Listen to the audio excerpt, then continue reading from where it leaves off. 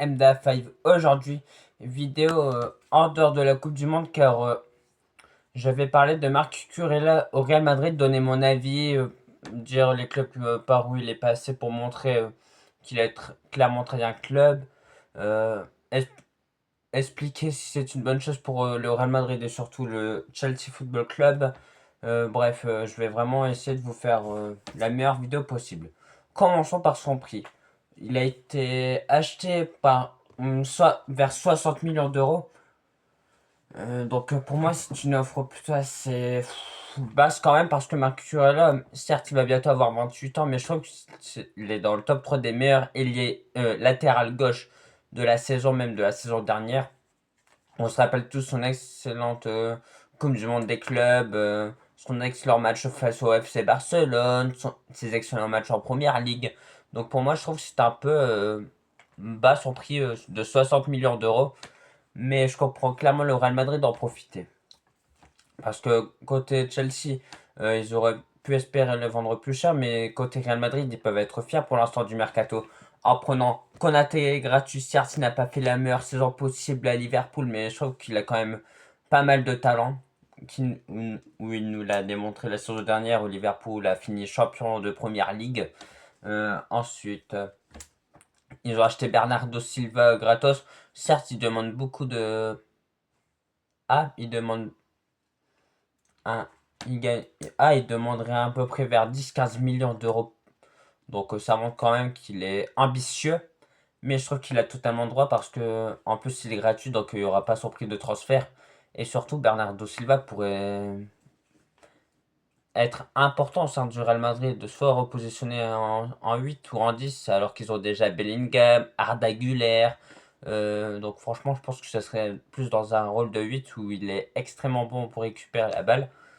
Donc je crois que c'est son meilleur poste, le numéro 8. Bref, fini de dialoguer sur les joueurs que le Real Madrid ont pu acheter durant ce mercato pour l'instant, mais parlons des clubs qu'il a fait auparavant. Parce que au tout début, il a fait l'Espagnol Barcelone de ses 8 ans à 14 ans, donc si j'ai pas de bêtises, certes c'était pas encore au pro à cet âge-là, c'est normal, mais il a quand même été formé à l'Espagnol Barcelone. Ensuite, vers 14 ans, il a rejoint le FC Barcelone.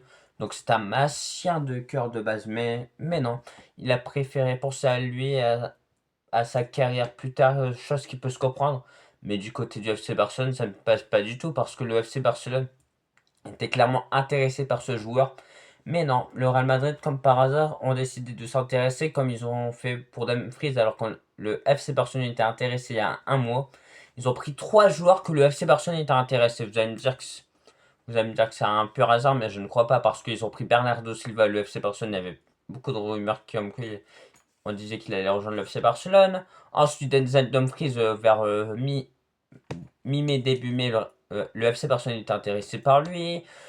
À un moment, ils se sont même intéressés à Julian Alvarez. Comme par hasard, cette fois-ci, on est encore intéressé. Donc ça montre vraiment que le Real Madrid cherche à shipper les transferts que le FC Barcelone pourrait faire. Après, c'est avoir du vice. Et lorsque t'es Madrid, tu te dis c'est intelligent, comme ça le FC Barcelone ne se renforce pas.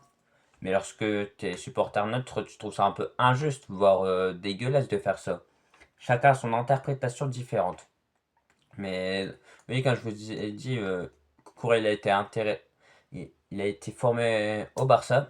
Ensuite, très jeune, il rejoint j'ai peur de dire des bêtises, mais je crois que c'est Retafe pendant une ou deux saisons, je me rappelle plus. Après, il a rejoint Brighton, où Chelsea avait payé 60 millions d'euros. Donc, vous allez me dire que de Brighton à Chelsea, c'était le même prix que de Chelsea à FC Barcelone au Real Madrid, excusez-moi. C'est le même prix, mais vous trouvez ça normal parce que Marc Cucurella, il a pu montrer son talent à Chelsea avec toujours des bonnes saisons. Certes, cette saison c'était un peu en deçà, mais franchement, toute l'équipe de Chelsea était décevante. Donc franchement, Marc Cucurella, je comprends pas pourquoi il est vendu au même prix. Et surtout, je me demande qui vont-ils prendre Chelsea pour se renforcer en latéral gauche. Je me demande s'ils vont s'intéresser à Diego Moreira qui pourrait être un excellent latéral gauche, je trouve. Euh, des, le latéral gauche, voire piston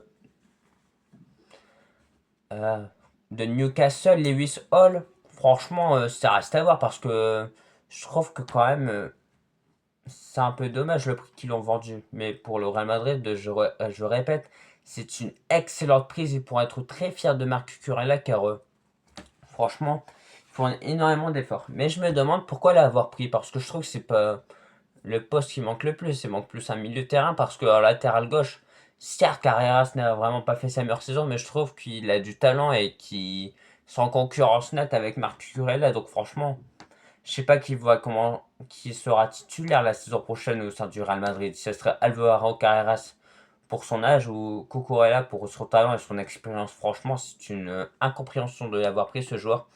Je me demande si c'est vraiment purement pour embêter le FC Barcelone ou si c'est vraiment pour se renforcer. Denzel Dumfries aussi, il est venu au Real Madrid. Mais lui aussi, je me demande à quoi il sert parce qu'ils ont quand même pris Trent Alexander-Arnold de la saison dernière et là, ils prennent Denzel Dumfries. Certes, vous allez dire au moins à l'intérieur, ça manque pas, mais oui, ça sert à quoi d'avoir autant de concurrence pour des joueurs qui sont quand même plutôt assez bons au lieu de vraiment se renforcer au milieu de terrain où il manque un créateur, un peu un Luka Modric bis ou Toni Kroos. Donc franchement, je trouve ça un peu, je suis un peu dans la compréhension totale.